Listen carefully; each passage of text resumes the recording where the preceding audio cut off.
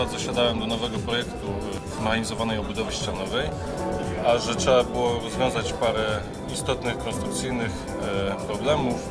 Tak więc temat ten wydał mi się na tyle ciekawy, interesujący i współgrający z zasadami konkursu. Budowa ta jest zaprojektowana dla kopalni, w której występują bardzo trudne warunki górniczo-geologiczne. Występują wszelkie możliwe zagrożenia w danej ścianie. Pod każdym elementem konstrukcyjnym trzeba się mocno zastanowić, żeby zaprojektować to poprawnie. Musimy być o krok przed naszymi klientami, czyli pokazać, w którym kierunku warto rzeczywiście się rozwijać. I tutaj wychodzimy z ideą cyfrowego prototypowania, czyli przechodzimy od 3D do szerszej koncepcji, czyli analiz, czyli technologii, czyli wizualizacji zaawansowanej. I można powiedzieć, że na każdym z tych etapów spotykamy się z podobną reakcją, czyli najpierw pewnego rodzaju nieufność, potem entuzjazm, potem przyjęcie tego jako standard, czyli rozwiązanie typowe, a potem w pewnym momencie poszukiwanie czegoś nowego. Musimy wtedy w tym momencie dostarczyć właśnie nowych rozwiązań. Wzięliśmy udział w konkursie, ponieważ od 2 lat korzystamy już z oprogramowania Autodesk i to właśnie z wykorzystaniem tego oprogramowania konstruujemy nasz bolid. To był już nasz drugi pojazd, który zaprojektowaliśmy z wykorzystaniem Inventora, także praktycznie od 2 lat, pierwsze 4 miesiące, pierwsze etapy są to etapy projektowania komputerowego. Większość podzespołów poddaliśmy analizom dynamicznym, kinematycznym, wytrzymałościowym, co bez zastosowania komputerowego wspomagania projektowania nie byłoby możliwe.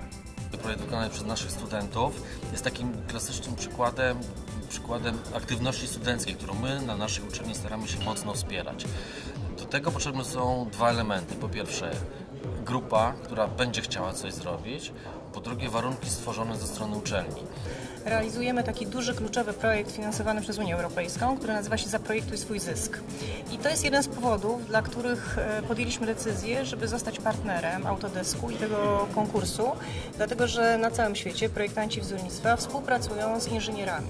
Tworzą nowe produkty, nie same konstrukcje i nie wykorzystują samej technologii, tylko mają tak naprawdę sprzedać nam pewną ideę, pewien pomysł tego, że będzie nam lepiej i łatwiej się w życiu żyło. W związku z tym produkty muszą być zaprojektowane tak, żeby nam spełniały nasze oczekiwania i żeby dawały nam satysfakcję. Najbardziej podobały mi się 2 projekty. Jeden Belfagor, nie tylko ze względu na takie makiaweliczne skojarzenie z nazwą, ale był bardzo dobrze po inżyniersku, ściśle według wymagań regulaminu przygotowany i opisany ten projekt.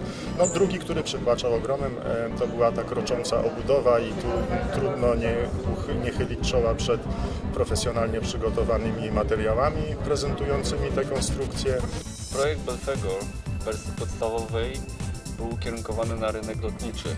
Mieści się on w kategorii 3. grupy, co klasuje go jako polski wyrób na dość dobrej pozycji. Dzisiaj prace moje rozwojowe idą w kierunku plasowania tego projektu na miejscu pierwszym, bądź też już poza skalą. W tej chwili podjąłem te prace poprzez cyfrowe prototypowanie, używając wyrobów firmy Autodesk. Digital prototyping, czyli prototypowanie cyfrowe. Tak, w 3 zdaniach na czym to polega? Proszę Państwa, to jest tak, wyobraźmy sobie crash testy, bardzo popularny proces.